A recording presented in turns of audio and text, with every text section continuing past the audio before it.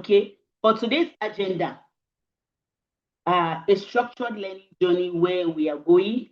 We'll be looking at the foundations of ethical AI and drawing the line. That's the acceptable versus unacceptable AI use with clear examples, global policy landscape, 4 career-ending risks, the SHIELD framework, responsible AI workflow, and what's coming next. All right, the next thing on our slide is not moving. All right, so the next thing on our slide is our learning objective. The next thing on our slide is the learning objective. Every serious learning experience begins with a very, very clear objective. So I want you to know exactly what you'll be able to do by the end of today, not just what you will have learned, but what you will be able to do. All right, so by the end of this section, I believe you should be able to define ethical AI uses across the 3 pillars, which is the honesty, originality, and fairness, and distinguish between the acceptable AI assistance from academic misconduct with confidence, and navigate global policy standards from UNESCO and other leading publishers, and then apply the SHIELD framework as a daily integrity decision tool before every AI-assisted submission, execute a responsible AI research workflow, and then identify prompt engineering as your next skill frontier and understand why it is now a critical academic demand. So now the question is, what ethical AI really means? What is actually ethical? What is actually the use of what is actually ethical AI? What is actually ethical AI? And I say that ethical AI has to do with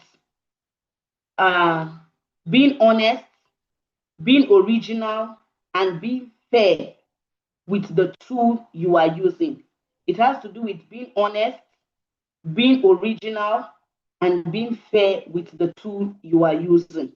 Okay, so we will talk about the 3 pillars of the ethical AI use. And the first one is the honesty. Honesty actually means being truthful about where your work comes from and what role AI played in producing it. Think of it this way. If you went into a laboratory, maybe your work is an experimental work, and you go into a laboratory and a researcher actually assisted you halfway your experiment, wrote up the results or drafted some sections of your paper. When submitting this work, will you be comfortable to just submit that work without acknowledging the contribution of that research assistant? I'm sure the answer is no. If you do that without acknowledging the research assistant who contributed halfway into your research, it means you are being dishonest. So in the same vein, if AI drafted your abstract, structured your literature review, or generated your conclusions, you are required to say so. You are required to say so. We'll talk about that later, very in depth. You are required to say so, not because you did something wrong, but because honesty is the foundation of trust in scholarship.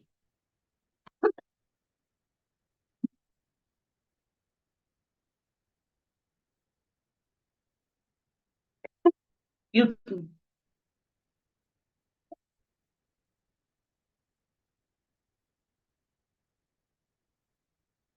All right. So now looking at this example, this was a real scenario that happened. A researcher at a UK university submitted a journal article that was about 2 years ago, where ChatGPT had written approximately 40% of the discussion section. Fortunate for her, she disclosed this in her methodology. She disclosed that ChatGPT actually assisted her in doing the discussion of the findings. The journal accepted the paper. Yes. So her transparency protected her. Another colleague also used AI and submitted to that same journal, but did not acknowledge it, and his paper was declined. His paper was flagged.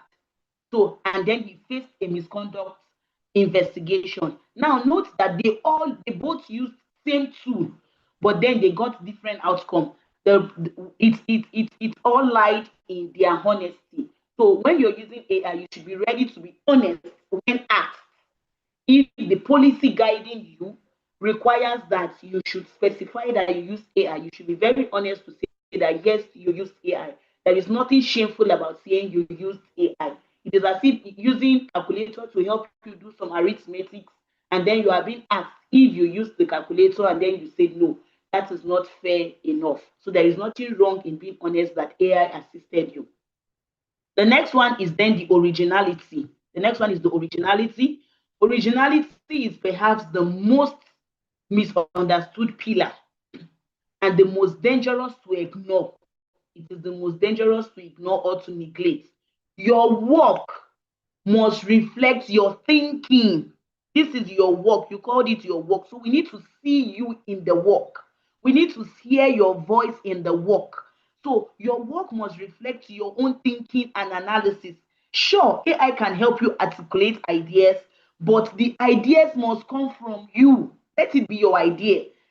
Even if it's later, even if it is AI idea, see how you can infuse yourself into that idea. See how you can consume it and you can articulate it so well. But uh, never relinquish your thinking to AI. You be the thinker. You should know that a polished, fluent, and well structured AI output is not original scholarship.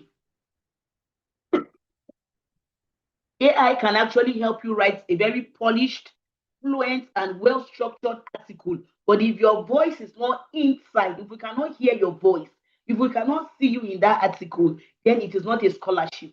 That is not scholarly at all. Let me say this with particular clarity to our PhD candidates or PhD students or master students and early career researchers in the room. Originality is not just an ethical requirement, it's beyond that. It is the currency of your career. Originality is the currency of your career, the currency of your promotion, your grant, your reputation. Imagine being a PhD holder and you are asked to even describe the statement of your problem and you don't know anything about it. You have just done yourself a serious harm. So originality is beyond even the AI stuff. That is the currency of your career, of your promotion, of your grant, of your reputation. The moment you stop generating those thoughts yourself, you begin to lose the very thing your career depends on. The career depends on your thinking. Your career depends on your thinking. So the moment you stop generating the thinking yourself, you allow AI to do the thinking for you, to do the writing for you, to do the structuring for you, then you are beginning to lose yourself. So the question to ask is, are these are these my ideas or are they AI ideas that I am presenting as mine? Now, another real world example that happened, a real scenario. A PhD student at South Africa University was asked during her viva to elaborate on a particular concept, a very beautiful concept. It was actually ChatGPT that helped her generate those concepts and all that. It was so beautiful that the panels were interested in it, and then they asked her to actually explain it for her to school them, and she could not. That was how she was stepped down. Yes, she was stepped down, and her viva was adjourned for 6 months. So the ideas were fluent, but it was not her own. They were beautiful ideas, but they were not our own. So we have to actually ensure that whatever AI is doing for us, the thinking should come from us. Okay. as I will say, it is not, time will come where it will no longer be, did you use AI? We are getting to the point where it will no longer be, did you use AI? It will now be, did you think through it? Did you think through it? Because whether you like it or not, we will all begin to use AI. Even those resisting it, we will all begin to use AI. Remember when the television came out and then people began to say, no, no, no, no, don't use television. Television is the devil's box and all of that. But today in our various houses, we all have television. So that's how AI has come to stay. So it will no longer be, did you use AI? But the question will be, is it your thinking? And that will lead to the way we assess students. Assessment must change. Okay, we must go beyond paper and biro assessment. Yes, it has to change. We have to upgrade, we have to upskill.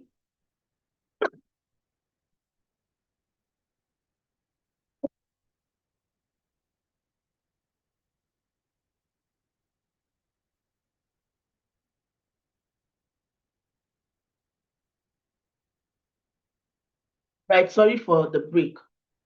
So we have to upskill and come up with modalities on how we can actually assess our students. The next one is the fairness. This is a serious, this is a very serious now. And I will spend little time here. Fairness is one of the most important and the least discussed when we talk about the ethical use of AI.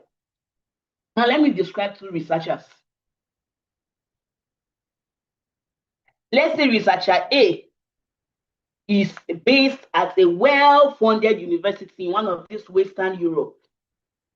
And then her institution pays for premium subscriptions to Cloud, ChatGPT, Grammarly, Quillbot, StillWriter, Perplexity, and Grok.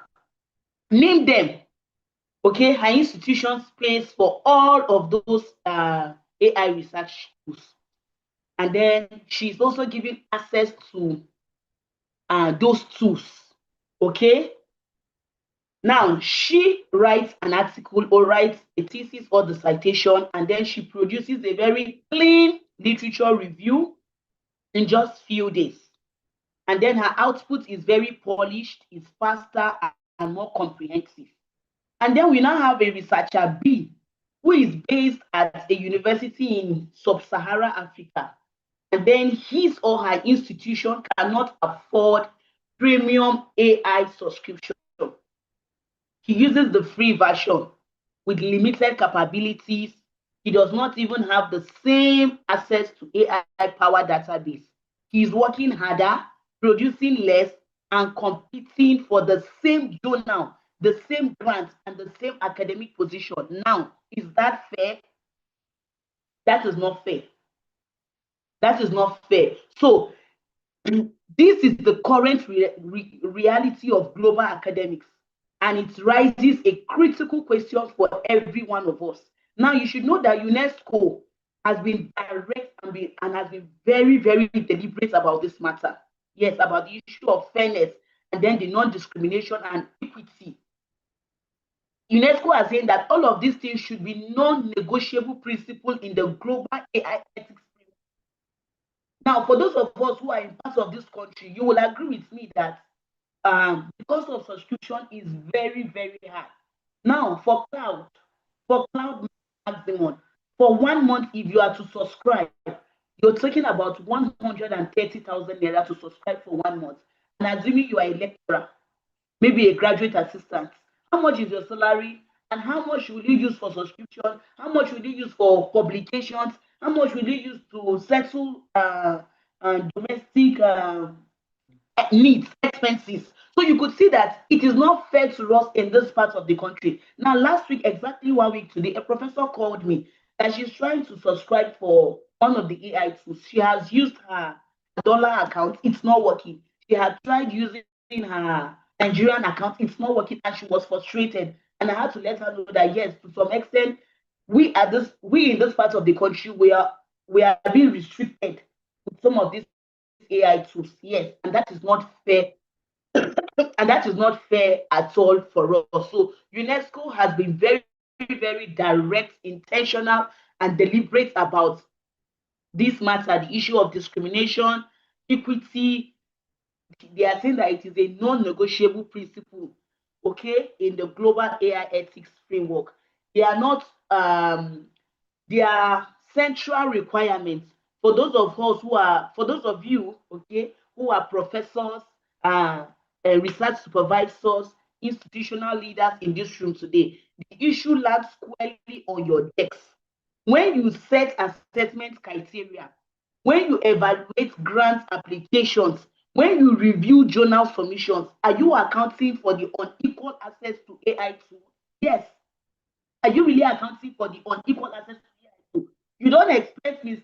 A, who is, excuse me, Mr. A, who is intellectually sound, and then that Mr. A is also giving access to premium AI tools. And Mr. B too, who is also very, very intellectual sound, but is not having access to this premium AI tools. You don't expect them to operate at the same level. Sure, Mr. A will outshine him. So when you are reviewing journals, you should also pay attention to some of these things. So you don't place us on the same pedestal because they have superior uh, advantage over us. Okay, so as you review your journals and submissions, you should make sure you account for the unequal access to AI tools. We must advocate within our institutions for more equitability for access to AI. Our professors in the house and our doctors and our supervisors, our institutional leaders, please, we have to advocate for our institution to begin to subscribe for these AI tools so that our lecturers and even our students can have access to them. But our institutions will not do that until they come to agree that AI has actually come to stay and AI has come for our good. All right, so we move to the next one. So as I've said, using AI in your research is like using a calculator in a mathematics exam. The tool is not the problem. The problem is claiming you did the thinking when the machine did it for you. And I've said very, very soon, we'll begin to move from the era of did you use AI? You know, some of our professors are so obsessed with this AI of a thing. And once they hear that you use AI, they become very, very angry. So, but we're gradually coming to the point whereby they just have to accept that we use AI. So it will no longer be, did you use AI? It will be, is it your work? Can we see you in that work? Can we hear your voice in that work? Did you think?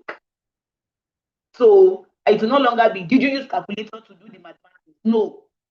Outside the calculator, can you explain what you have done?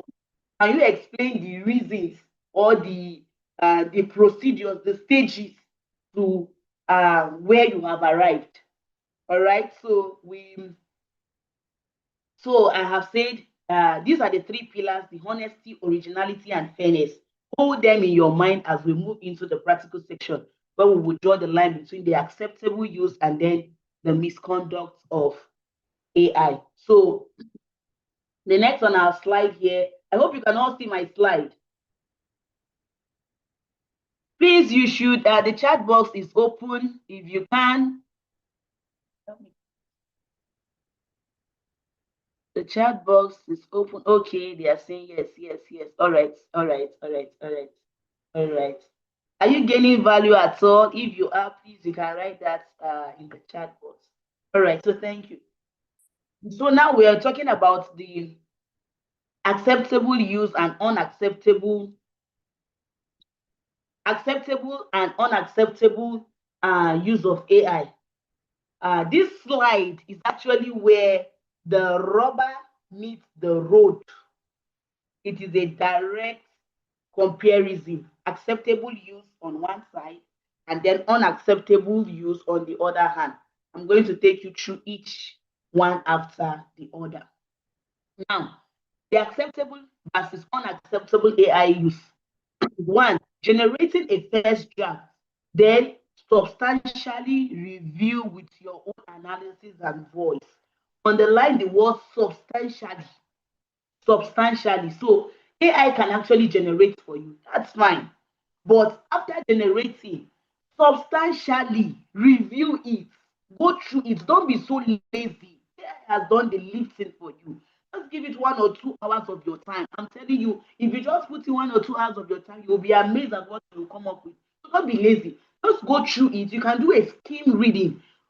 Remove what you need to remove, add up what you need to add. So if you substantially review, if you substantially review with your own analysis and your own voice, it is acceptable. So you can use AI as your starting point. It is legitimate. You can use AI as your starting point. As I usually tell some of our students in our previous series, as scattered as your ideas are, you can bring them before AI. And AI can actually help you fine tune them. But note that it is your idea, even though it was your idea. So what we're interested in is that it should be your idea. It should be your voice. We want to see you, your paper. Okay? So the next is unacceptable. Submit AI generated text word for word with minimal revision and no disclosure. You know, it's even very embarrassing. I remembered last 2 months, a doctor asked me to help him review some students' work. I think about 10, 10 dissertations going for proposal. And he needed it the following day, and he gave me today. I was, God, how do I do this? Because 10 papers to review today and then submit it tomorrow. But luckily for me, when I went through the work, it was so easy. Why? Because as soon as you open through the page, every page you open, you are just seeing garbage in, garbage out. You're just seeing AI content. What? You could just see that this was a work poorly done. The students in question, their voices were not there. In fact, let me just leave that. Maybe as we proceed, I will talk more on that. So what I'm saying is that submit AI generated text word for word with minimal revision and no disclosure is unacceptable. And it's even a slap on your face. Okay, and then AI as a starting point is legitimate. I've said that. A blank page is the enemy of thinking. So don't leave it blank and say you don't know what to do. You don't. Those scattered ideas, just give it to AI. They can help you bring something out of it. So you no longer operate on a blank page. Okay, so a blank page is the enemy of thinking. If AI helps you to get something on a page that you then substantially rework, add your own analysis to, and transform with your own voice, that is acceptable use. The key word there I have said is substantially. If you change a few words, it is not your work. If you rewrote the whole thing in your own voice and your own thinking, then it is acceptable. We want to see you in your work. So the next one is use AI to map literature, then read original sources and write your own synthesis. It is actually acceptable. AI is excellent at helping you identify relevant bodies of work. But here is but AI can actually hallucinate very, very well. AI can actually hallucinate. It can actually generate a very, very plausible sounding summaries of papers, plausible resounding papers. But those papers, when you search them on the internet, you will not find them. Okay, the paper have never existed, neither has the author ever existed. So you must read the original source. Your literature review must be we want to see you there. You have to read it through. So use AI to map literature, yes. Then read original source and write your own synthesis, yes. Unacceptable. Copy AI generated summaries into your literature review without verifying sources. It is wrong. There are cases that possibly you're talking about assessment in a statement in your work and you cited Okonkwo 2026. And when we now go through your reference, we will now still find, yes, Okonkwo 2026. So what Okonkwo 2026 is talking based on your citation, based on your reference here, is maybe something that has to do with food and nutrition. But in your citation there, he was talking about assessment.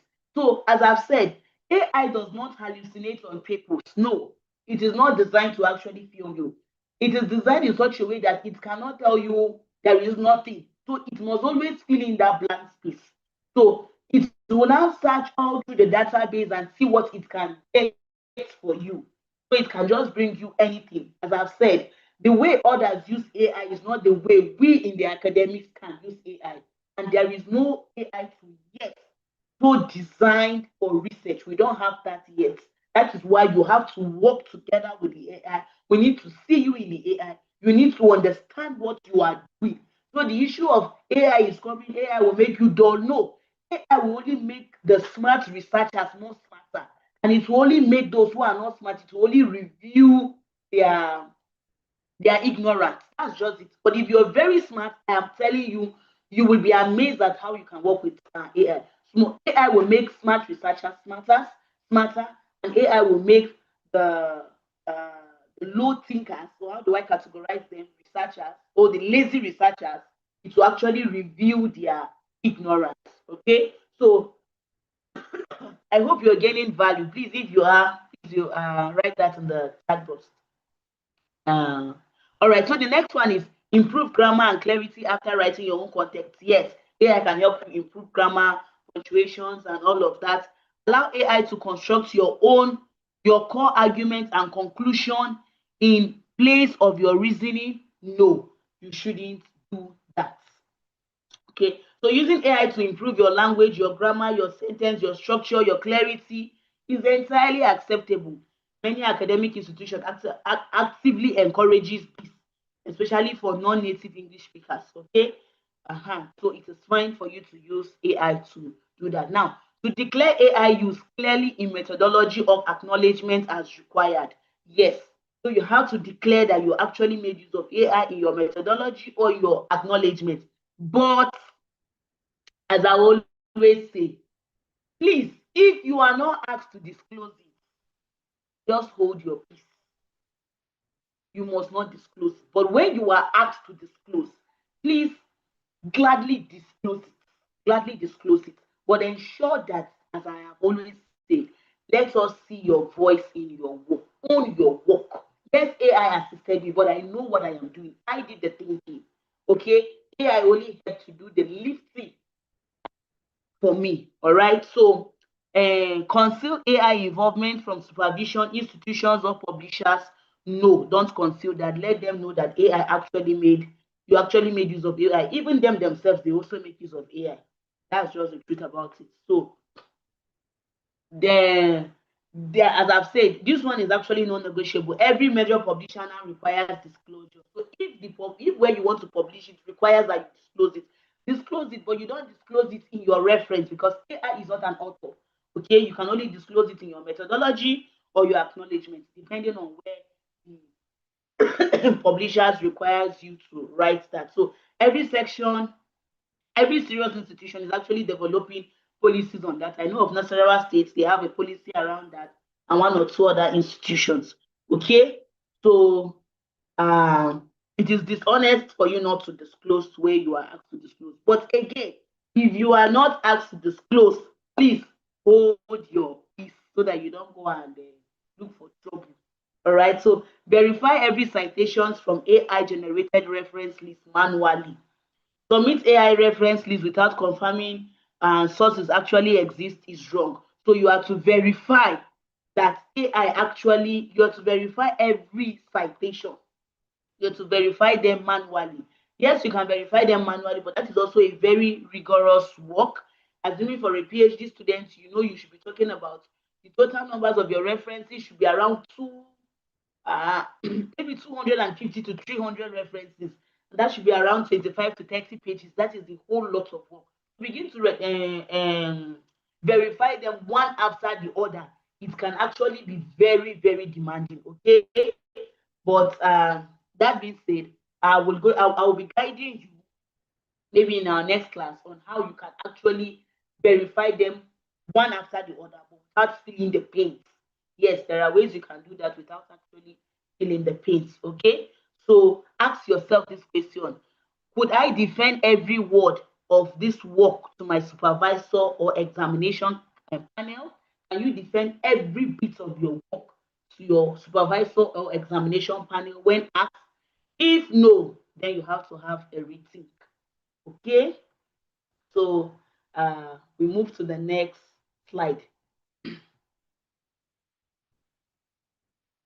move to the next slide. The next slide is the reality check.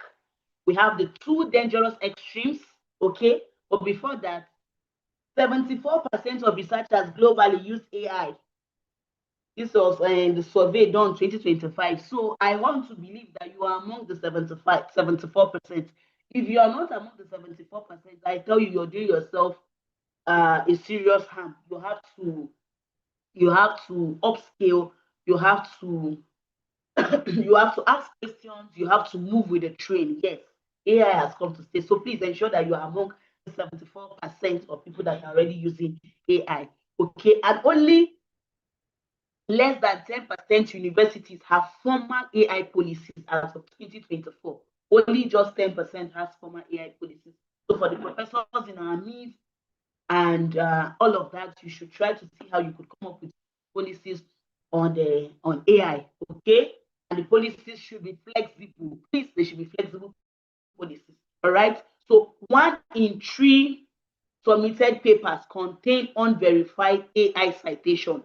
For every 3 papers submitted, you will find 1 paper that has citations that are not verifiable, and you know that is a very, very serious offense in the academics. So please, let's try to do a rigorous work around that. Okay, so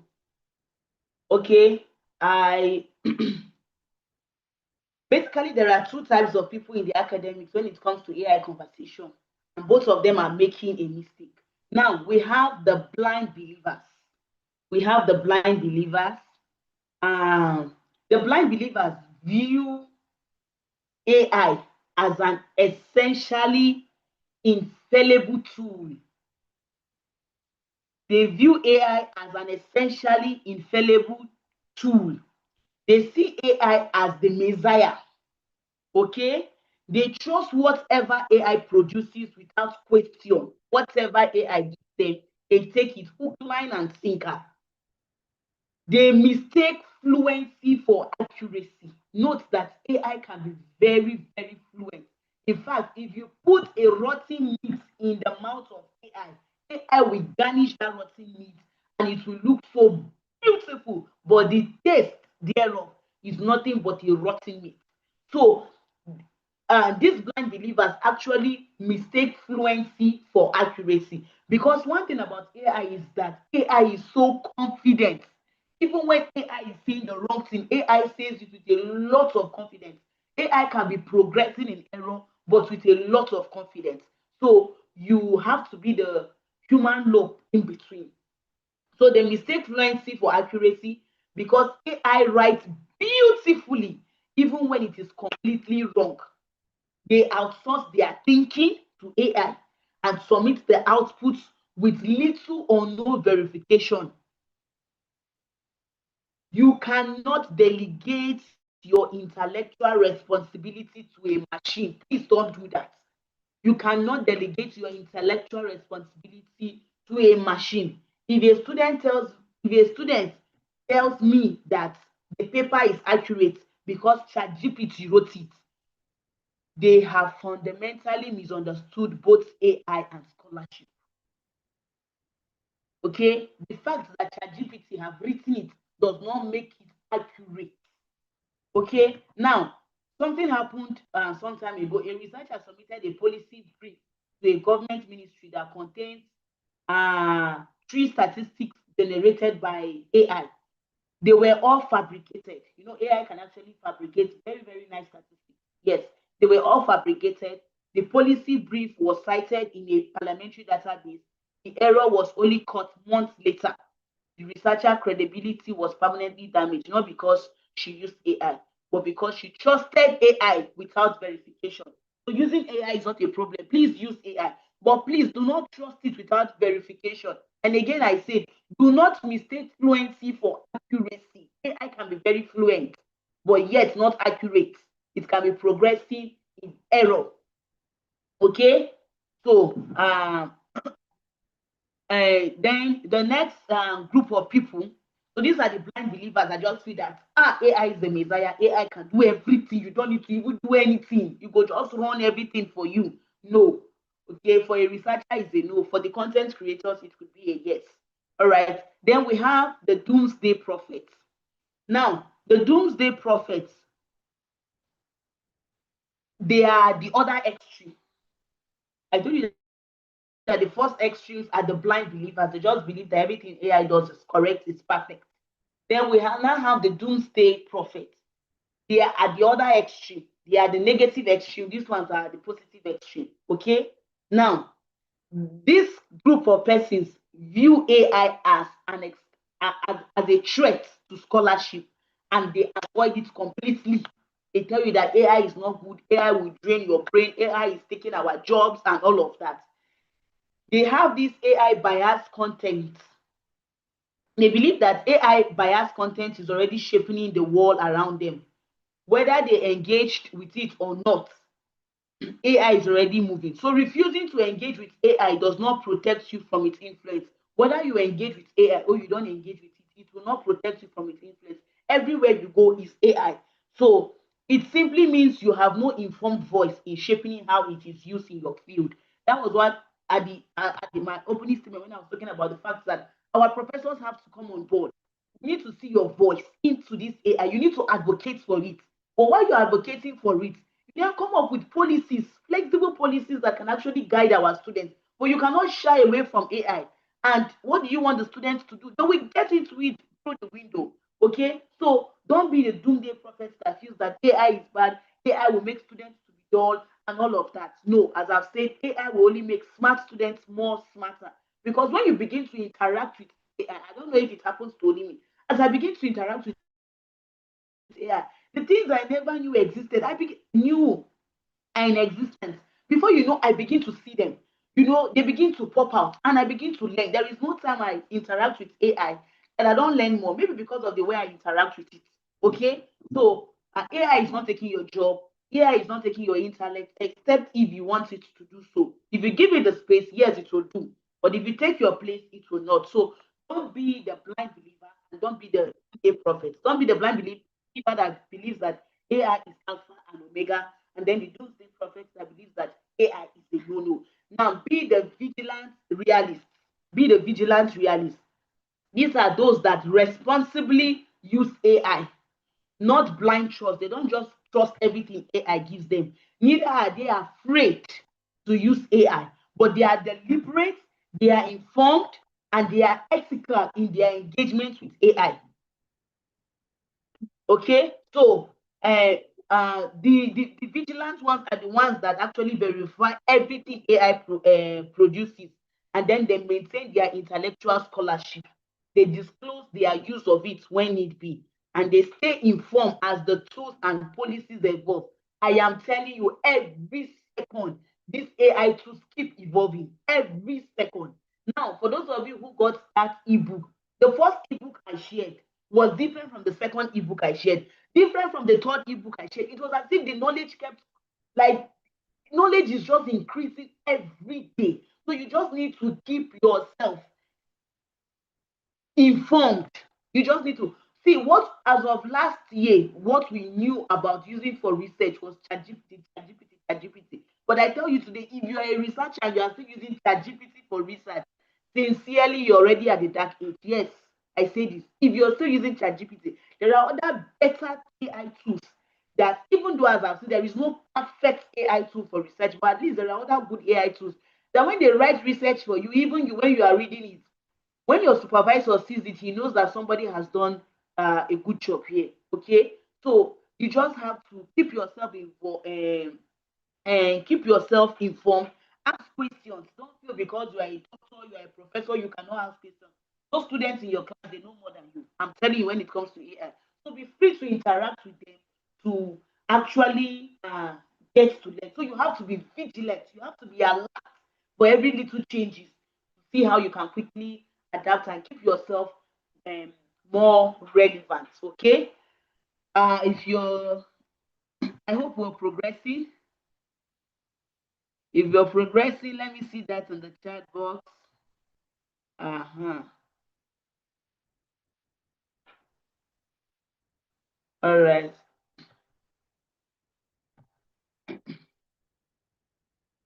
Okay, yes, we are. Yes, we are. All right. Thank you. Thank you. You're very attentive. You're a good student.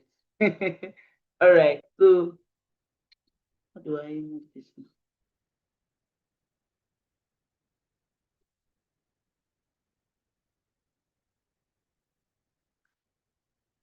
How do I move this? Okay. So, all right. So, the next one is the global.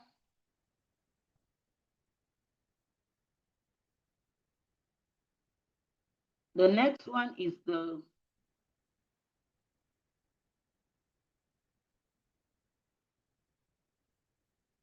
Now, the next one is the global policy landscape, what the world's leading bodies require concerning the use of AI. Yes, a lot of bodies are on, all hands are on deck to see how our educational system can be protected, because I know some of the fears with our lecturer is that the coming of AI will actually bastardize things and all of that.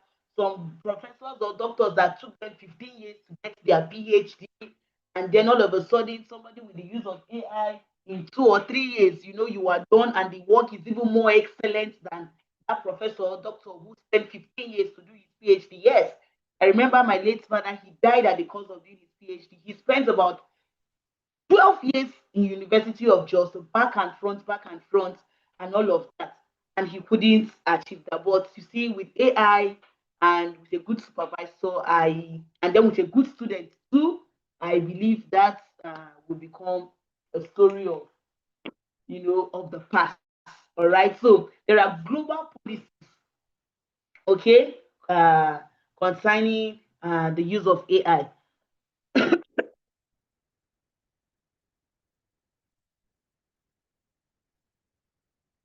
Okay, so we're going to ground everything we have discussed in the global policy landscape. Now, because this is actually the uncomfortable truth, many academics discover this policy only after they have already violated them.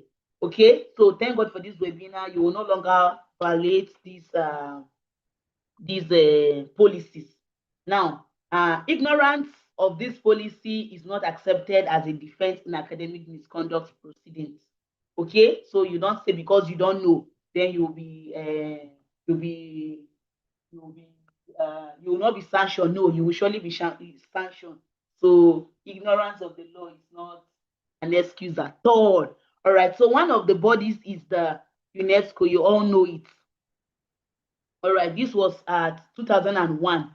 The UNESCO published its recommendation on the ethics of artificial intelligence. It was adopted by all the 194 member states. Okay, this includes the countries your institutions is currently operating in. Now, there are basically four principles that are very, very directly relevant to academic AI use. And the first is the transparency. I've said that before, the transparency. Okay, AI system used in education should be transparent in how they work and what they produce. If you cannot explain what AI did and why the output is reliable, that is a problem. Please be able to explain. As I tell some of my participants, if if it is so fine, the output is so fine, but you still tell AI to explain it to you like a 5-year-old child, you will be shocked how you will so understand the content, and it becomes your own. It becomes your own. You begin to ask it more and more relevant questions, and your voice begins to come in. So if you don't understand, tell it to speak to you like a 4 or a 5-year-old child, but it should not go out of the content. And I assure you, you'll be amazed at what you will get to see. So please be transparent, okay? If you cannot explain what AI had done for you, then it is a problem. And then second, human oversight. The UNESCO framework is clear that humans must remain central to AI assisted process. AI can support decisions, Humans will make the decision. Don't allow AI. Don't be a robot. Don't be a zombie. Please make the decision. Yes, AI can support your decision, but you should make your decision. Okay? You should make your decision. So this applies to your research and all of that. Then the third one is the third one is fairness. I've spoke about that. Okay. This connects directly to our fairness discussion I spoke about the other time. Non-discrimination and equity are non-negotiable. Practices that entrench inequality in who benefits from AI are ethically problematic under this framework, and UNESCO are trying to really work around that to see that we all have access to all of these AI tools, whether you are from the European countries or the sub-Sahara. They are trying to see how AI tools can actually be democratized to everybody. Okay, and then the fourth one is the applicable global, including your institution. Okay, so you are to you should know that this applies globally. It is a recommendation for wealthy nations or elite institutions. It is a standard every researcher is expected to meet. So it is applicable globally, including your institution. So this landscape is an acceptable policy governing all institutions within the 194 member states. Then we have the next one, which is the IE. The IE, the world's largest professional technical organization, has actually published its ethical aligned design framework. 3 points matters most for this organization. One, human well-being is the primary goal of AI design and use. So research that harms human well-being through biased output, fabricated data, or compromised integrity violates this principle, and that researchers bear full accountability of AI-assisted output. If AI gives you rubbish and then you take it to your supervisor and then your supervisor say, how? Who gave you this? And then you say it is AI. You're not doing well. You cannot say it is AI. AI is not an author. So you must take full responsibility. You must be accountable for AI-assisted output. On no condition or on no account will you say, it is not me, it is AI. No, you have to take responsibility for every output. That is why you have to give your work an eagle eye. Okay? Okay, you cannot blame AI. If the output is wrong, you are responsible. So the third one is transparency in methodology. If AI was used, it must be described in your methodology. That is not optional. That is not optional. If AI was used, you have to say that. If yes, you have to say that. Okay, that's if you're publishing under the IE. And then the next one is the publishers. Okay, the world's 3 largest academic publishers have now formalized their AI policy.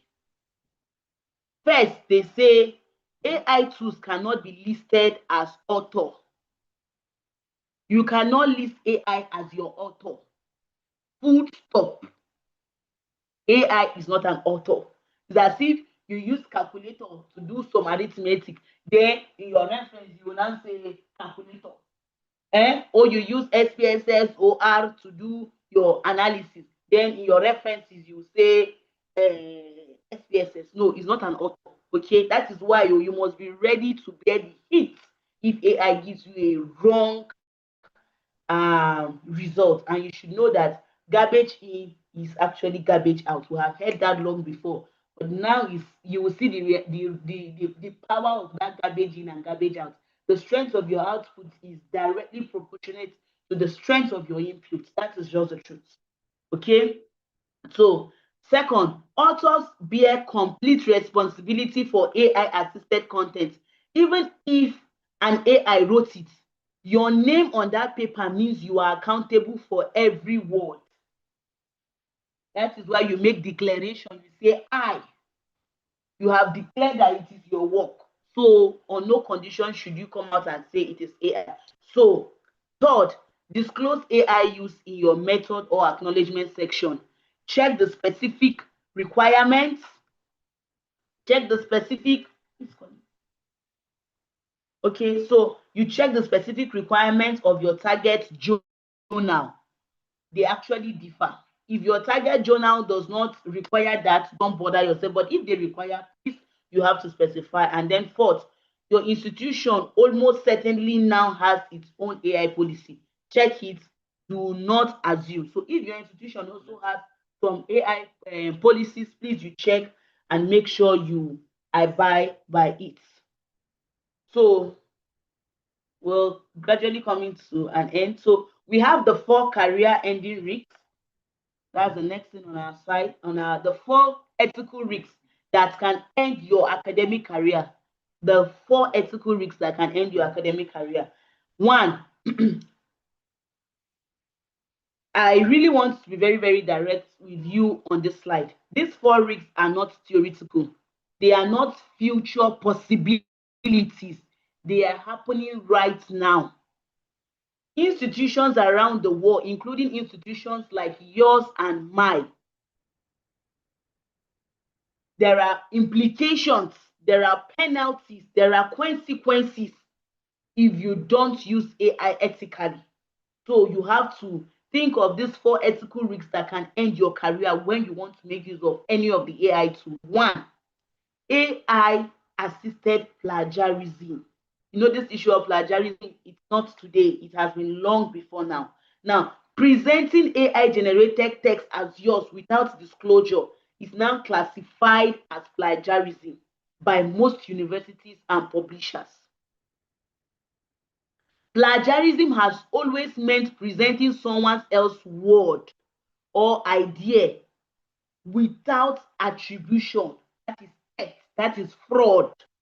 Yes, AI text is generated from the words and ideas of millions of human authors. Yes, that's how AI ideas are generated. They go to the database and they pick here, pick there, pick there, and then they bring it to give it to you. So these are humans' ideas. These are authors. These are humans' ideas. These are authors' work, whose work was used to train the model. So a lot of work here and there, where even your work today is being used to train the model, except if you turn it off. But once you don't turn it off, all your charts and everything is being used to train the model. Yes. Okay. That's why most people still rely on ChatGPT, because ChatGPT has really, really been so trained. It has a lot of database because it came before most of these AI tools, like, and it got to us very, very fast. So it has a lot of information, okay, than other tools. But when it comes to structures in terms of research, please, as I've said, don't go with ChatGPT. Yes, there are other better AI tools that can do the work for you. Yes, there are better AI tools that can do the research work for you. There are also good AI tools that can actually run the analysis for you. Very soon, some of these softwares we even use for analysis, I don't know their fate. Yes, because there are AI tools that can actually run the analysis for you, and the result comes out just as you use the software. It comes out the raw form. Like when you see it, you say, "Oh, this one was done using SPSS or R." It comes out raw. You want it to reformat it for you, whatever. So I don't really know the fate of some of those AI tools now. So back to what I was saying, AI assisted plagiarism, you have to state it. There are penalties, and these penalties are severe if you don't disclose it. So if your institutions require that you disclose it, please disclose it, because there are penalties, and these penalties are severe. It can lead to degree revocation. They can actually revoke your degree for you, okay? And then it can also lead to you losing your job and exclusion from academic position. So please, once you use AI, learn to disclose it if there is need for that. Okay, there was a case that happened in Europe. A postgraduate student actually made use of AI. So when she made use of the AI and then she submitted it to the institution, and then the institution had an AI detector, and then it detected it, and then it discovered that it was 62% content by AI. They actually used Turnitin AI detection model, and then they had to actually revoke the certificate. Yes, they had to actually withhold the certificate, and then I think they are still on the matter. You know, other European countries don't take matters like this very, very lightly. But as I've always said, time will come where it will no longer be whether you use AI, whether they are trying to detect AI or not. The matter will now be, can we see you in the work? Can you defend this work? I think we should try to move towards that phase, because the issue of trying to dictate whether it is AI, it will soon uh, will I say elapse? It will soon elapse. Okay, very soon it will soon elapse. Okay. So the next one is fabricated references. Okay. The single most dangerous area of AI, fabricated references. Okay. The single most dangerous area of AI misuse in academic writing is actually fabricated references. And I need you to understand that AI language model can actually generate uh, citations that look so clean. It has all the information, and only for you to click it, and then you discover that the paper itself never existed, neither does the author exist. So you just it's actually funny. So you just have to. The other day on Facebook, I saw a doctor complaining that he saw himself on a paper and he never wrote that paper.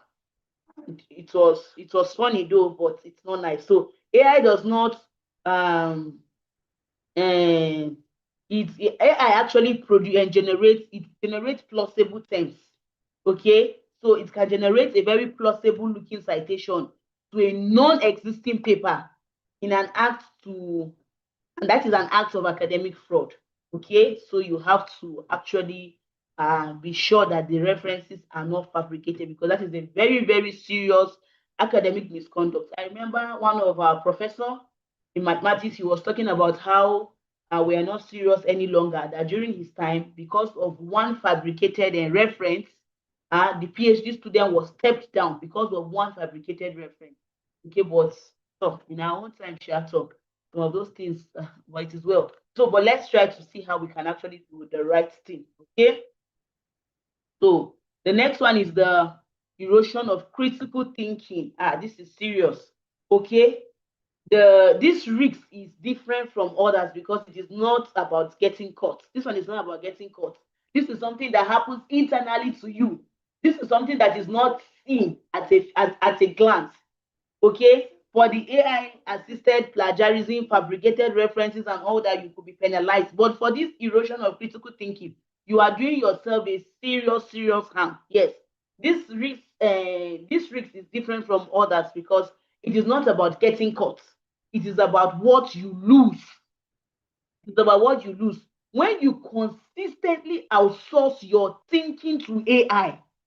When you ask AI to generate your arguments, formulate your conclusions, and structure your analysis, you are gradually losing the ability to do those things yourself. These days, even to type small text messages, we have to go to ChatGPT. We are losing ourselves.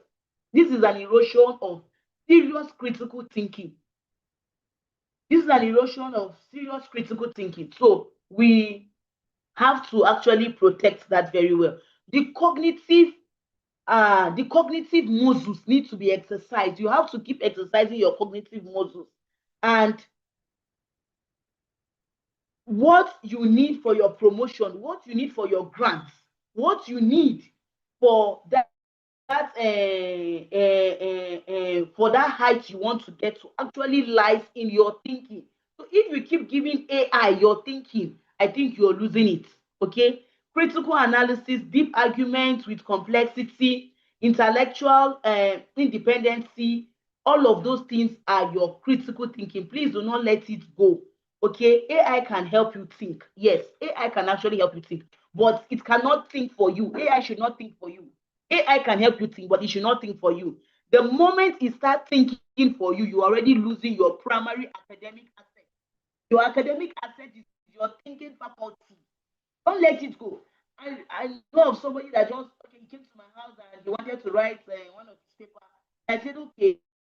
And he just went to ChatGPT and just gave it a topic and told ChatGPT to write an article on this topic. And I said, wow, is that it? He said, yes, that's how he gets his. I said, no, no, no, no, no, that is very, very wrong. So please, you have to do the critical thinking when interacting with AI. You don't just give it and say, write for me. Write for you how? So it means that everything is writing for you is its voice. You don't have anything to contribute. No. So please, so to our professors, our senior researchers in the house, please, this is a very, very serious issue. If your students are outsourcing their research to AI, they are graduating without the thinking skill. Please, our professors, our doctors in the house, if your students are outsourcing their work to AI, they are graduating without the thinking skill, and their position, they are graduating without the thinking skill. Their position will require the position they are to go and occupy in the world, in the sectors here and there. It requires that they think, and if they're already outsourcing these things to I wonder what becomes of other sectors. So please, you have a responsibility to identify and to address this. You have a responsibility to identify and to address it.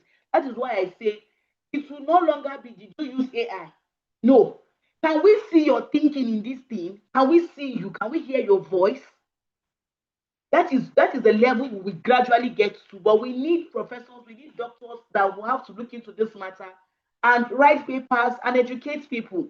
But if the professors and doctors are also fighting AI, I don't know how far we can go. Okay, so okay, that was okay. And then the next one is the policy violation. I've spoke much about that one. Okay, you find out what your institution current AI guidelines are. Do not assume the policies you read the policies you read 6 months ago might not be relevant today. So just try and find out your the policies governing your institutions or the where you want to publish your paper. Okay, so we're gradually coming to an end. So there are 5 steps to determine whether your AI use is ethical. All of these are more or less like reputation. So find out what your institution actually allows. Be honest about where the thinking is coming from. Consider whether you are prepared to be transparent. Think about what you are gaining and losing. That's about the critical thinking, the erosion. Don't get to your academic menopause when you are still young. Please, you get to a point where you're no longer productive, you no longer think, you're just there like a robot. No, no, no, no, no. Please, please guard your thinking very, very well. Okay. And then apply the comfort test. The comfort test is where you just sit down and okay, if my supervisor was here and see the way I am interacting with ChatGPT, will I be comfortable? Like someone that just carry his work and just give it to ChatGPT and say, oh yeah, ChatGPT, oh yeah, write for me. There are some AI tools that when you tell them to write for you and the numbers of pages, they give you those and the numbers of pages. Even if you want 150 pages, yes, it will give it to you on the free version. So, and then it just produces, you carry to go and submit. No. So apply the comfort test. If your supervisor was there to see how you use AI, will you use AI that way? If the answer is no, then please, you have to check. So we now have, we're gradually coming to an end. Thank you so much for staying through. I really, really appreciate. I hope you're gaining value. If yes, please just type yes. If yes, please type yes. Okay. All right. So, all right. Okay. All right. So, thank you. So, the shield framework. The shield framework. Everything we have discussed in this section, the 3 pillars, the acceptable and unacceptable use, the global policy, the 4 risks, the 5 questions, all of it comes together in one particular tool called the shield framework. Actually, this Shield framework is an original intellectual contribution of Trinity Intelligence Academic. Yes, I want you to learn it. I want you to memorize it. I want you to use it every single time you sit down to use it. Most of these things are in our ebook. Yes, and even more, they are in our ebook. Okay. So the first thing on our shield, a shield is not a weapon of war. Okay, a shield is not a weapon of war. It's a weapon to protect yourself.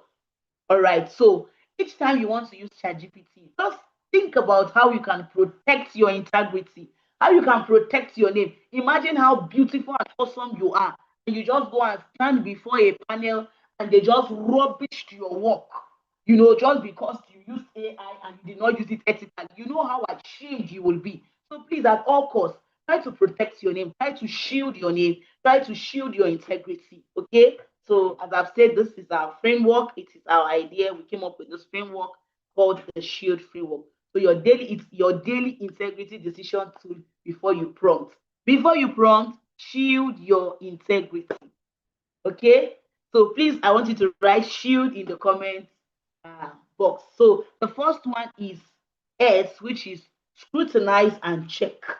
Before you open an AI tool, check your institutional policy. Yes, check the journal's requirements, know what is permitted and what is not before you begin. Then this applies through scrutiny. Every of your output, please scrutinize it. Never accept anything blindly. Every fact, every citation, every statistics that AI produce must be verified by you against primary source. Scrutinize first. Scrutinize, check. And one of the ways to scrutinize, you can use AI against AI. Possibly ChatGPT wrote it for you. Take it to maybe Gemini. Take it to Gemini and ask Gemini to maybe bring out the flaws in this work. Okay? Take it to maybe another AI, to maybe Cloud. Now, ChatGPT did the right thing. You're subjecting an AI tool to two other AI tools. I think by the end of the day, you should be able to come up with something very, very tangible. So please scrutinize, check, through and through. Okay. The next one is H. Okay. H is the next word, the next alphabet, which is humanize. I've said this over and over again. AI produces generic outputs. It is trained on broad database. AI is trained on broad database. It does not know I've gotten to I have seen cases where I get to read an introduction all through, and the location of the work, let's say, is Lagos. But reading the introduction all through down to the statement of the problem, you don't see any link to the location. You don't see any link to Lagos. Yes, there are wonderful points, but you don't see any link to your location, to your context. So you have to humanize it. We need to see you. We need to see your context inside the work. Please, we need to see your context inside the work. So, as I've said, AI produces generic outputs. It's trained on a broad database. It does not know your specific research context, your local population, or all of that. So your job is to make sure that AI output is genuinely yours. Make sure AI output is genuinely yours by adding your specific context, your local variables, your population, your voice, and all of that. I've seen cases whereby people review literature and all the literatures are from foreign nations. So do you mean that in Nigeria, nobody has written around that area? The database is mostly trained on these tools are actually done by foreigners. So mostly these database are foreign database, okay? So they are not really towards this end. So, but you can restructure it, you can prompt it and tell it what you really want. So please humanize it. Let's see your voice inside the work, even if it's small. Let's see you. Want to see you in your work. We want to hear your voice in your work. And then the next thing is the integrity test. Ask this question, as I've said it before: will my supervisor, will a journal editor be comfortable seeing exactly how I use AI in producing the work? Even some of us, we just sit down in our room. AI can do that. Just generate a data set, and then there and there AI analyze it, and there and there You tell them to convert it to an Excel file. You carry the Excel file, you attach it to your appendix to show your supervisor that you have actually got to a field. You know, it's so perfect. It comes out so clean. So, but check if your supervisor was there to see how you actually did all of these things. Will you be able to? Will you be comfortable if your supervisor is there to see how you actually run your analysis or how you got some of those contents in your work? So please run an integrity check. As I've said, protect your integrity, shield your integrity, shield your name. So the next one is expose and disclose. Whenever required and necessary, it is required. Whenever required and necessary, disclose your AI use clearly and specifically. If you are not asked to disclose, please do not disclose, okay? If you are asked to disclose, please disclose, okay? And that is where transparency actually comes in. So you have to expose it. And then the next one is look up and authenticate. Every reference AI produces, look it up. Every statistics, find the primary source. So every factual claim, verify it against the original. This step is one of the most often skipped, and it is the one most likely to end your career when skipped. Yes, look up and authenticate. Check through. Are those citations actually referenced? One. Those references, are they actually existing? So you have to look up and actually authenticate that everything there is actually true. Build authentication into your workflow as a non-negotiable step. Every citation, every time. I know of a professor that says if he picks a PhD student, the first thing he checks to know if you're a serious student is that he goes straight to your references. Once your references are so true, you know that this is a very, very rigorous student before he even goes to your abstract to begin to read and then begin to check other parts of the work. So please let us be very, very careful to take out time to look up and actually to authenticate all our references and all the factual claim AI has produced. And then the last but not the least is declare ownership. When you submit your work, you are making a declaration. Your name is on it. You are saying, this is my scholarship. AI may have supported your process, but the intellectual ownership, the idea, the analysis, the conclusion must genuinely be yours. Your work, you must own your work every time you submit it. So the SHIELD framework is not a checklist you complete once and put away. It is a mindset. It is a mindset. It's the question you ask before every prompt. Every submission, every claim you make that is supported by AI output. Please, before you do that, ensure that you try to shield your integrity. And we are gradually coming. Okay, so the next one is the AI equity and the global research conversation. Yes. Okay, we touched fairness in slide 4. This slide takes that conversation a bit further. Now, the AI equity and the global research conversation is that one, democratizing access. Okay, AI has genuine potentials to level the playing field in a global research. Yes, a researcher at a well-funded university who knows how to use AI tools effectively can now access analysis support, language polishing, literature mapping, and all of that. This is very, very exciting. So for those in academics in other parts to try to see how they should offer a real opportunity to produce scholarship that competes on a more even to compete on global standards. So we should try to see how we can democratize access to all of these AI tools. And then the next one is the new inequities emerging. The same technology that democratize in one direction is creating new inequities in another.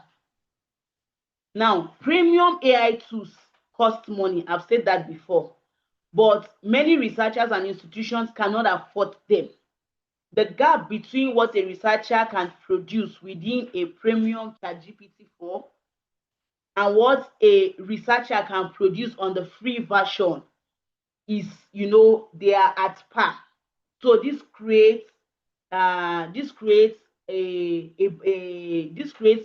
like a barrier, okay, to the other researcher who is at the disadvantage.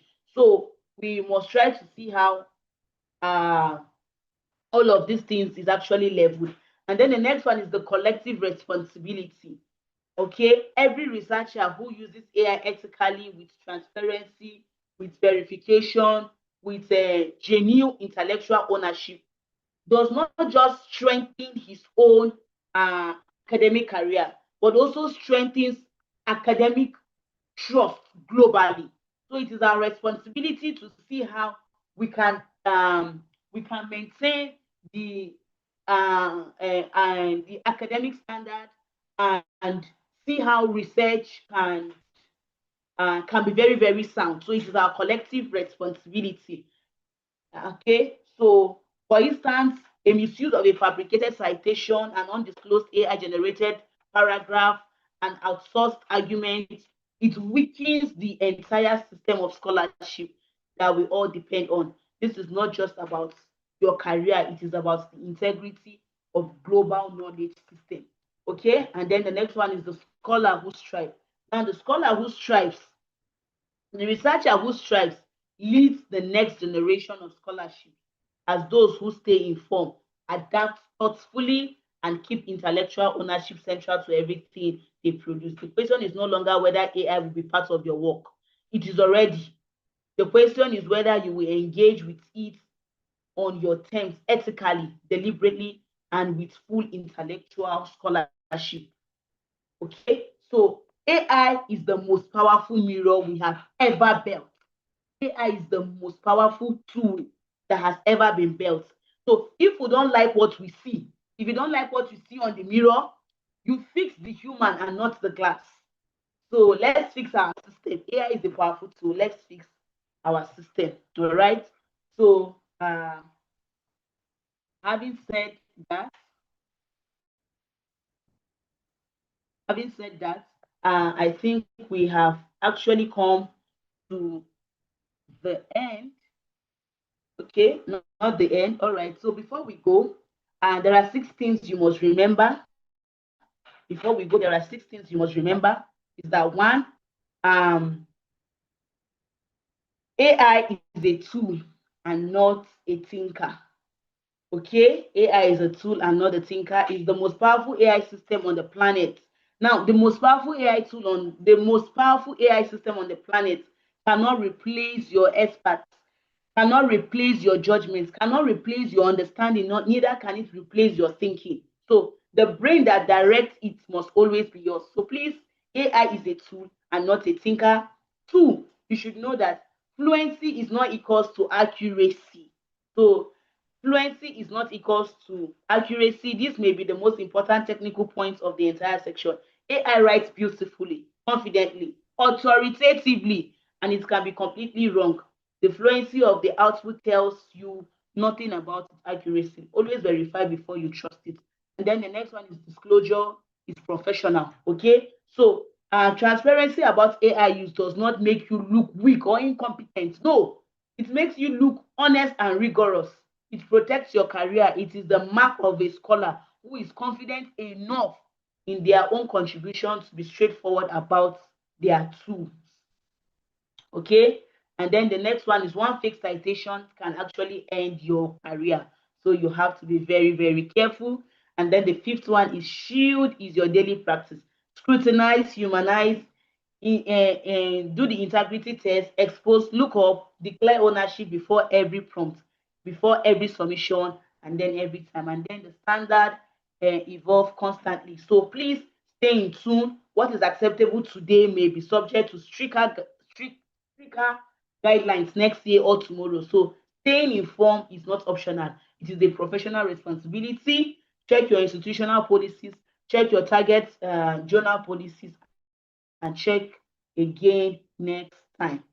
Okay, so we'll take one or two questions before I take the conclusions.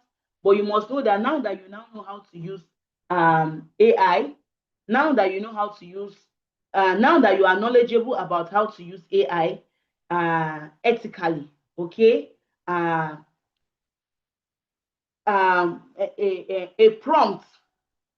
prompting into the system,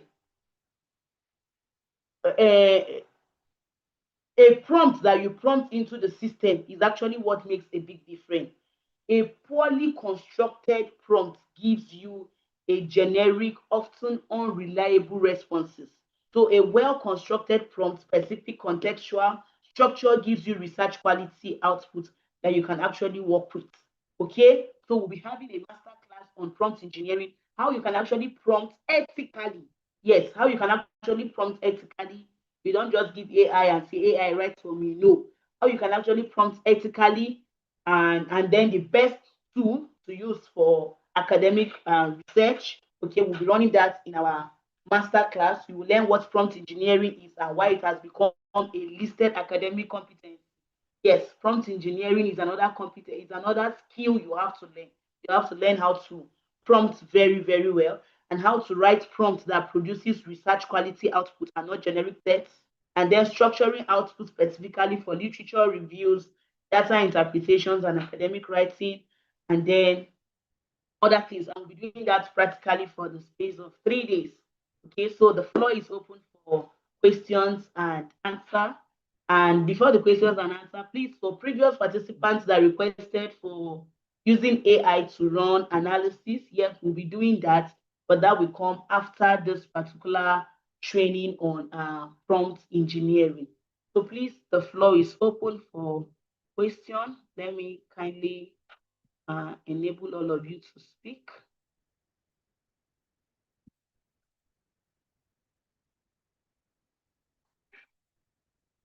And do that.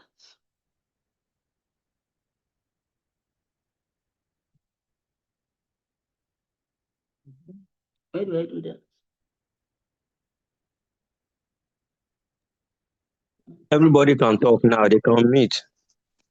All right, all right. Thank you, sir.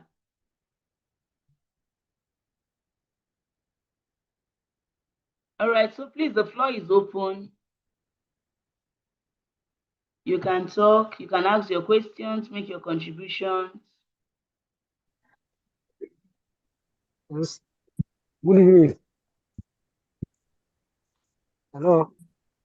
Yes, good evening. I will really appreciate the presentations. It's very comprehensive and educative. So actually, we need to have a contact of presenter for further inquiries, since he's little bit expert in the field. Thank you so much. All right, sir. Thank you.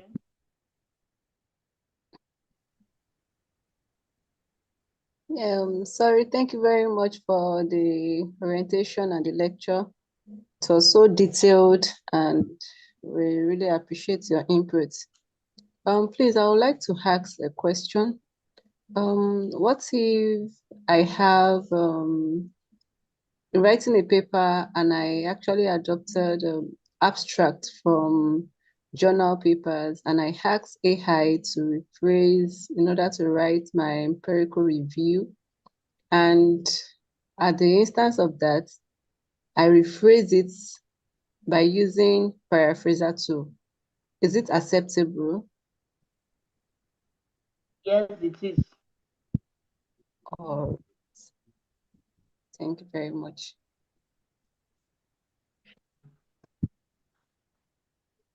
Yeah, good evening, madam. Thank you for the, my name is Adesoji, by the way. Thank you for the wonderful presentation. My question is around maybe students, when you have subordinate that you give work and they use AI. I know that a particular challenge is when somebody does not have a domain knowledge. I won't see you until when. I know becomes, you. It's what I know. It's what I'm sure of. Please, can I continue? I think somebody. Please, let's mute ourselves unless unmute. Let's mute ourselves. Yes. So what's maybe I'm trying my students they use AI tools and we find out that they've done a lot. Although based on the university ethics and policy, although there's no for most African, we still don't have the clear-cut policy still at this individual level. So how best can I deal with that? Because I find that the student that don't have domain knowledge about the subject writing as like an expert. So and when you ask them a question, they are unable to answer. So how does somebody deal with that so that you don't score zero if, at the end of the day? Thank you, man. All right, thank you so much for the question. Now, as lecturers, please, you don't use AI to mark students. Yes. Now, I've seen cases where students submit, right now, most lecturers prefer you give them your work soft copy. Okay. And the reason they do that is because they want to quickly subject it to AI to check the flaws in that work. That is wrong. That is unethical. You have your school handbook or guideline regarding research writing. So you use that is the current guideline or handbook you have. So that should be what should be used to check vis-a-vis the work of the student, not to subject it to an AI tool to scrutinize the work. You know, when you tell AI to scrutinize the student a work, in fact, if you've tried it before, you begin to wonder like it will just floor everything down, even the things you are very, very sure of. Okay, so that is one. Please don't use AI to actually test student work. Use your own what you know about research. Yes, you can ask AI one or two questions for clarity, but don't subject the student work to AI to check the flaws in the work. If you do that, that is not fair to the students. And if that same is done to you, it is not fair. So you now ask, if the student does not know the content of his work, what should you do? You know, our educational system is not so nice. Yes. Um, we don't give much, but we expect much. Sorry to say that, sir. We don't give much, but we expect much. Most of the students, especially if they are even at undergraduate, even at master's level, they don't really understand the nitty-gritty about research. And we want them to just produce magic overnight. It's not possible. Have you schooled them? This is not about the research you teach them in class. No. Have you taken time to actually guide the student what to do? Have you done your own part? I know it could be very demanding. I understand how like it could be very demanding, but then since that is what you're called to do, we should put more energies to teach these students on what to do. And also, from this little we have learned today, we could also tell them how to use AI ethically. You don't use AI like a content creator, okay? How to use AI ethically, how to actually use AI to source for data for it to give you what you want. So, in an event the student is not able to defend what he has written, what you should do, you are to school the students. Please, your feedback has to be annotated. Your feedback has to be annotated. It has to be feedback and feed forward. Your feedback should not discourage the student from moving forward. No. So you have to give a very, very explicit feedback on what he needs to do and not just to throw the students away. That can be very, very discouraging. I know a number of students that have left their studies because of the kind of feedback they get from the lecturers. No, you're not supposed to do that. So what I'm trying to say is that school the students and then let the student go back and try to understand the concept and respond back. I don't know if that actually makes sense.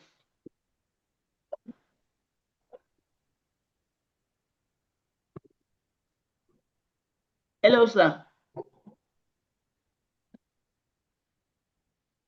Are we together?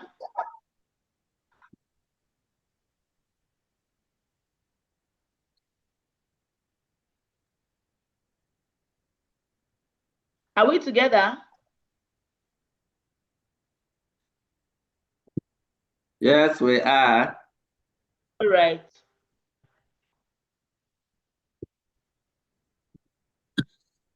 All right. So I don't know whether there are further questions. And to Yes, ma'am. all right, sir. Good evening, ma'am. Good evening, sir. My name is Afolabi Akinola.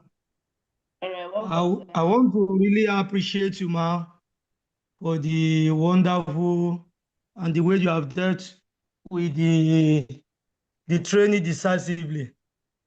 Just like you have said that AI has come to stay. And the problem we are still having, especially in Nigeria, many academia are still rejecting it.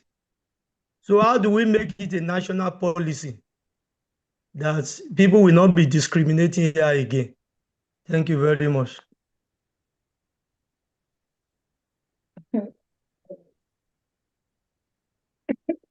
Right. So all right, this is your question. All right. How to actually make it a national policy is that our professors, in fact, our professors are really frustrating. Sorry if we have professors, okay? Our professors that sit in the hands of affairs, that goes for Senate meetings and make a lot of decisions there, they have to understand that AI is not what they think it is. Okay, so they have to be schooled. And they need to be taught. Yes, they are professors, but they need to be schooled in this aspect. Okay, and then it's actually going to be gradual. It's not going to be automatic. Yes, it's going to be gradual, but sooner or later, it's going to we'll all accept it. But it's going to be gradually. But it has to start from with us. It has to start with us because even for some of us who use AI, yes, we use AI. We scrutinize other students who use AI, and we even shame face other people who use AI. You go for defense and you are criticizing. This is AI. Know the supervisor. You take your work to him. He will just put a question mark. AI, AI, AI. And one day I happened to go to his office and I saw that he was on GPT. I said, I thought I thought you were working. So the whole thing falls down to hypocrisy because most of these people are actually using it, but they don't want you to use it. So how this can become a policy that has to be adapted or adopted is that it has to start with our professors. Yes, and even the doctors in the house, we have to maybe organize some trainings here and there to school people on why AI has come to stay and how to use it ethically. The matter is just how to use it ethically, and that is just it. I don't know if somebody has anything more to say. Please, you're welcome. I don't know it all. Okay. Thank you. Hello. Hello. Yes. Yes, sir. Yeah. Good evening. This is Gani Mustafa. Okay, sir. Thank you, sir. Can I add my voice on that? Very well, sir. Oh, okay. So, thank you so much. You've said it all. Just to add one or two things to it. But before then, let me just let me come in through this angle. The AI now, for people that are rejecting it, let's look at it from the case of ATM. You recall those days when ATM come, and our elderly people that time, God forbid, don't let them use rubber to pack my money. They don't want it. So they will still prefer to go to bank and write their manual pay slip, that check, that paper withdrawal. They prefer it. They don't want anything internet banking. But as time goes by, they now discover that the enjoyment from the banking app, from the comfort of your zone, is even more than stressing yourself to the bank. Now, Afun said that relate you to this now. People that have suffered, our professors that have done their own thinking, they've written so many, they have attained that. You now say you want to come within one day, finish a paper. Now, how do we nationalize it now? This is very straightforward. It's all begin from each institution because even the institution that we're saying that some people will tell you this is AI generated, this is it. So each institution needs to have their own policy. If they have not started yet, the better time is now. There's no need for you is that you know, okay, what is the acceptability in our AI? So does all our professor can say, okay, this is what we're going to accept in the each of the publishable paper, each of these manuscript, this is it. So if the each institution begin their own, then after every institution have their own, they can now okay approach Ministry of Education, begin from there, we begin to nationalize so that any deviant or any variant from that now, that is when it now become an offense to that. And the one area again I want to add is about the hallucination. The AI now is actually moving ahead of hallucination in real terms, but become now in a strategic way that we need to look beyond. Just these 2 days ago, I was at the defense of one school where one of the PhD proposal work was stepped down. Why? Not because hallucinate completely, but this is technical area I want all of us to even look at now. You know, before when you say hallucinate, what comes to people's mind is that it generates references that is not exist for you. By the time you copy that reference and you go to Google, you check, it will tell you cannot be found or GOI misplaced. Do you know? So, but what happened now as a researcher? I don't know. Well, all of us will actually know this, of course. When you are writing paper now in 2026, the question will now be, have you reviewed even the current paper? You cannot be writing paper in 2026 and be citing a paper of 1998. So your research is not current. Of course, we all know that answer is yes. But then what happened in this case? What happened was that because the researcher in question want to make the work to be current. Please, let's pay attention to this so that when you talk about hallucination, the technicality of it actually go beyond the reference that does not exist. I just want us to pick one or two things and add to our knowledge. What happened in this case was that because the researcher won't make the work to be current, so therefore he now cited the current paper ranging from 2022 to 2026 or 25 rather. Now the paper reviewer, the first time the first thing she spotted from the introduction to section 2 and all of that was that actually those papers exist. Do you get it? So, but in the existence of that paper, the paper that was cited author in 2025, for instance, was actually written in 1998, 1999. So please, when we are doing that also, let's also cross-check that. That's why I will now link this to the question the other person asked.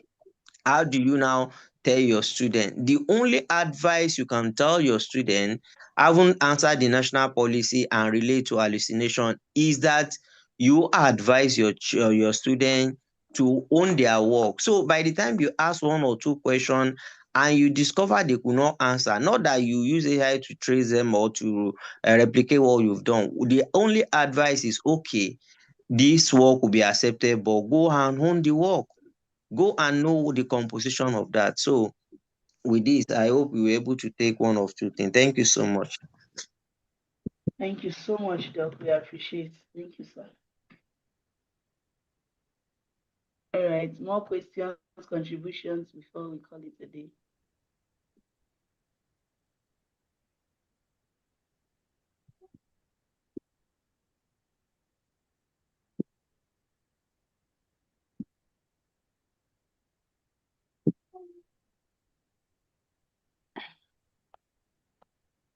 All right, in the absence of none, I'll be sharing a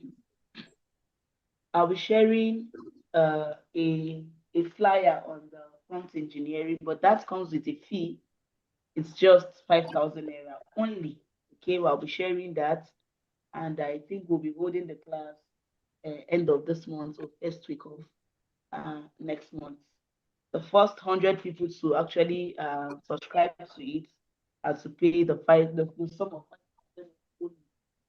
Okay, while late subscribers will pay the sum of 8,000 naira. So I encourage you all to try to secure your seats. We're going to now put all of this we have learned practically. Okay, so thank you so much for staying through. I really, really appreciate it. So now that you know where the line is, use AI with purpose, protect your integrity, own your scholarship. Okay, so before apply the SHIELD framework to every piece of assisted work and work you submit from today. Shield it, think it, and own it. Please shield your integrity, think through the work, and make sure you own the work. Thank you so much for joining us. Have a blessed day.